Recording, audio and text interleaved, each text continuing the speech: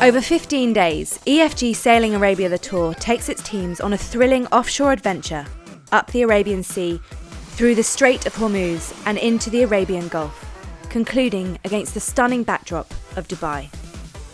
The penultimate leg sees the 8 international teams race from the UAE capital of Abu Dhabi onto Doha, Qatar.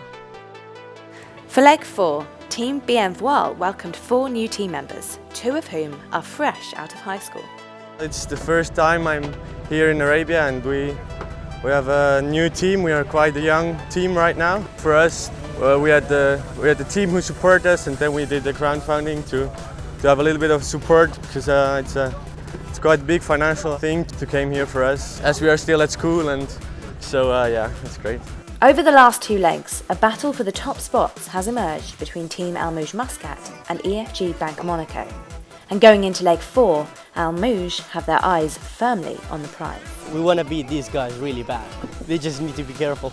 The first stage of leg 4 would see the teams battle upwind, and the fight was on from the sound of the starting horn. Al Mouj Muscat were in it to win it, and a few hours in they looked set to be doing just that. But in the night, the race director called a pause in racing due to the light conditions. Leg 4 Part 1 and Al Mouj Muscat were sat at the top of the leg leaderboard. So what are you doing here? Hello, so we're making dinner. All right. We have just won our first leg. Hey! This is probably the first time we've actually managed to sit down and have a meal at it. Yeah, chilled out. Really nice night after winning that leg. So yeah, we're happy, and yeah, for tonight, good sleep. Good. Biggie. Happy? EFG had the night to assess their situation and get back on top of Al Mouj Muscat.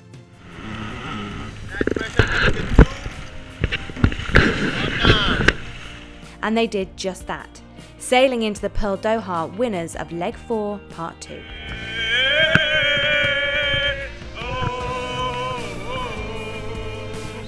But with the leg split in 2, the podium top spot was also split down the middle.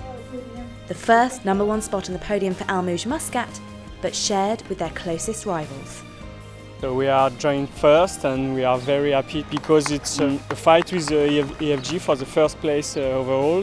For sure we are looking to their positioning compared to the other boat, for sure.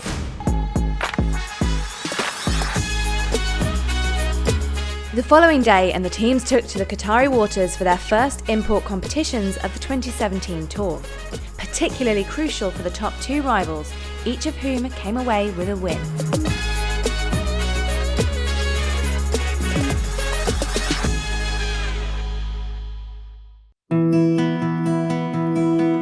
Going into the final 200-mile race across the Arabian Gulf, the teams prepared the boats for their last Arabian adventure and reflected on what an adventure it had been. It's been absolutely fantastic. Of the 3 tours we've been on, this has definitely been the best in terms of the sailing. It's been a roller coaster ride. We've had huge winds, raging down waves with the spinnaker up. Got 20 knots on the log at one point. For amateur sailors, this is not something that you really do. All the racing we do in this event, and especially the import stuff here in Doha, in the Pearl, is pretty incredible. It's pretty cool when you look behind to check for boats and you see all the tower blocks and scenery around. The import obviously is our best result so far. We got 3rd yesterday and managed to get some medals, get on the podium. I think we are competitive to be in the top 3 in this event. Whether it's the boat or us, it's just not quite keeping the speed the whole time, but on the short course we're able to sail around the boats and actually do well. Well, sailing is most all the time sailing is good. To meet people and to live together this experience. This is the most important for us. Every race is getting more and more and more confidence with the boat. So I think the next step will be very important for us. We have a chance to be in first position, for sure. We try anyway. But for us, the most important is to be here. First or second, third, it doesn't matter. As they motored out of the Pearl Marina, it was a last chance to talk tactics. Okay, what do you think about this? Like, you will win or? We'll win. We'll try to win. We'll do our best to win, don't you? I want to win, yeah.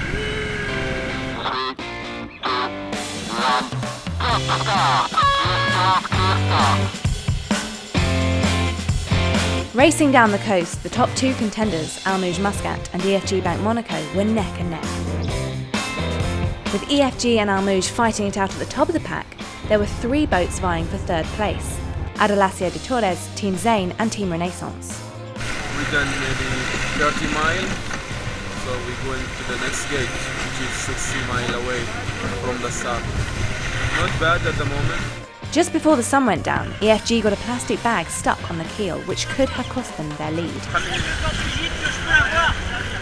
With the bag removed, they were still ahead of their rivals, but the lead was tiny. Very nice pressure here. We are fighting with the Mouj. And the fight would continue right through the night as the sun went down on the first day of leg 5. The following day, and the battles continued on in what looked to be one of the tightest finishes between the top teams that the Tour has ever seen. And on arrival into Dubai, it would appear that Al Mouj Muscat had clinched the lead by barely a second. But their dreams of victory came crashing down around them. Early in the morning on Monday, we crossed a forbidden zone, just 0.2 miles, nautical miles, but we crossed this zone. So there was a jury hearing, and the jury decided to disqualify us for all the leg. This disqualification meant that Team Al Mouj Muscat, after being so close, had fallen so far, sitting in 3rd place on the leaderboard behind Team Renaissance. Could they make any gains in the final import racing of the Tour?